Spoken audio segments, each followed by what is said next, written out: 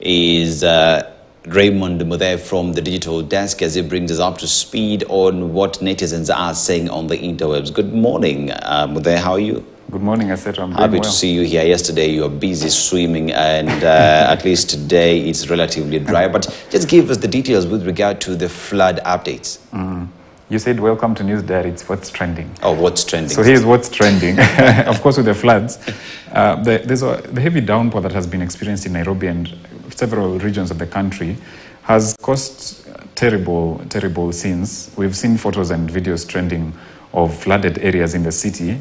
And especially that particular area of Mathare, there was videos doing rounds, even taken up by online and international news media, to just paint a picture of what the floods have caused. Of course, Kenyans continue rallying for safety for those whose places have been marooned.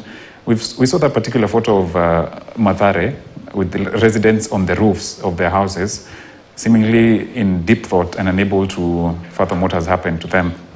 But just to paint a picture, there's a lot of people who have been displaced. Marooned areas include South C, South B, some sections of Athi River. Actually, Athi River has been heavily affected, with some houses being submerged. There's also, interestingly, people have noted that gated communities, some of the gated communities in the city, some of the estates have also been flooded heavily. You wake up and find your car floating or submerged in water. It's really sad. But Kenyans online continue to rally for safety, even as they call for the government to implement the measures that should be in place to prevent any further damage, and even calling them to account for the El Nino floods. It's a trend that is coming up, and we wait to see what Kenyans will say about that as well. And that also calls into question when you're giving certificate of occupation in these houses, Yes. have all the measures been checked and approved? Because if it's a gated community and it's flooding, that calls into action the drainage system in these communities. But yes, we get to see what the institutions would be saying in our subsequent bulletins. But also along Maimahiu, rocks have been falling, vehicles have been destroyed. Is it related to floods? Actually, I just saw this morning. We've not verified the photos yet, so we couldn't have them on air. But from what it seems, it is huge rocks falling from the escarpments there at Maimahiu. Maimahiu is a busy road that is used by trucks that are diverted from Nairobi and go back to join the Nairobi-Nakuru highway at Naivasha. So there's been rocks that have been falling, I presume from the heavy rains, but we're yet to verify that. But that has also caused alarm, with Kenyans calling for safety along that route. Remember, this is a route that is heavily used by trucks that service goods from Mombasa all the way to countries like Rwanda and Burundi as well. So authorities have urged motorists to exercise caution when using the roads and just to stay safe, even as Kenyans continue backing this call in the general spirit of ensuring that people stay safe in the wake of floods and the heavy rains that are pounding the country at the moment. You know, that's my route whenever I go to Migori, Uriji. Oh, really? And yes, the falling rocks is a scare along that road. But totally. Let's move on swiftly now. Have you ever enjoyed your meal in your favorite restaurant and have not been able to pay that? Well, there's a story that is trending. Just tell us about it. Well, a Kenyan woman was filmed at one of the malls in the city after eating and being unable to pay for a meal. And now she was kneeling and pleading for pardon and asking for time to be able to contribute money to pay the bill. It was really an interesting affair, because Kenyans were really circulating the video on TikTok as well. And sources have it that she claimed that the food, that when she came to the restaurant, she didn't know that the food was going to be expensive, that she thought this was a kibandaski, the ones that people go to, and food is of fair prices.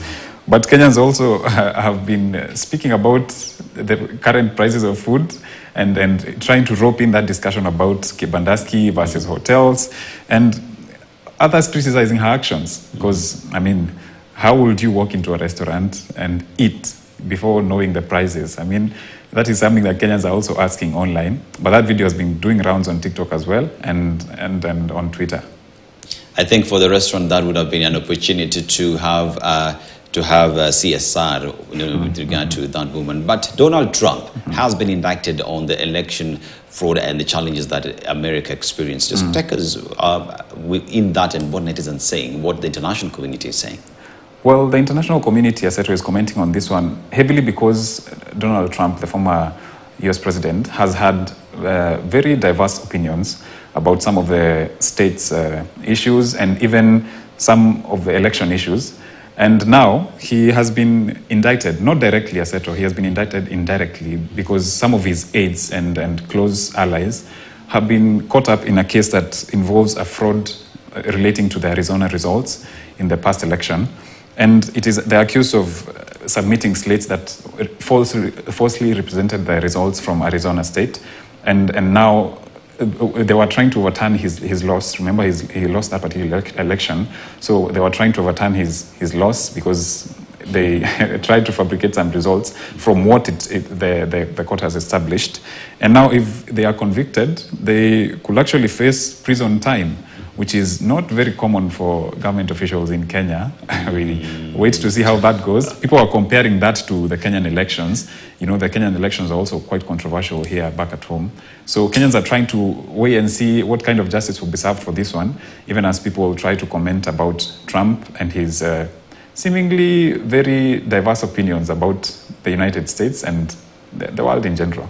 And with that indictment in place, also Donald Trump is running, is a front runner, the Republican, to run for president. So we'll see how that will go. And if at all this matter will affect his run-up to the presidency. Absolutely. But now let's take a short commercial break. Asante sana Mudhe. We shall be touching base with you a little bit later. News Diary. We'll be back with much more.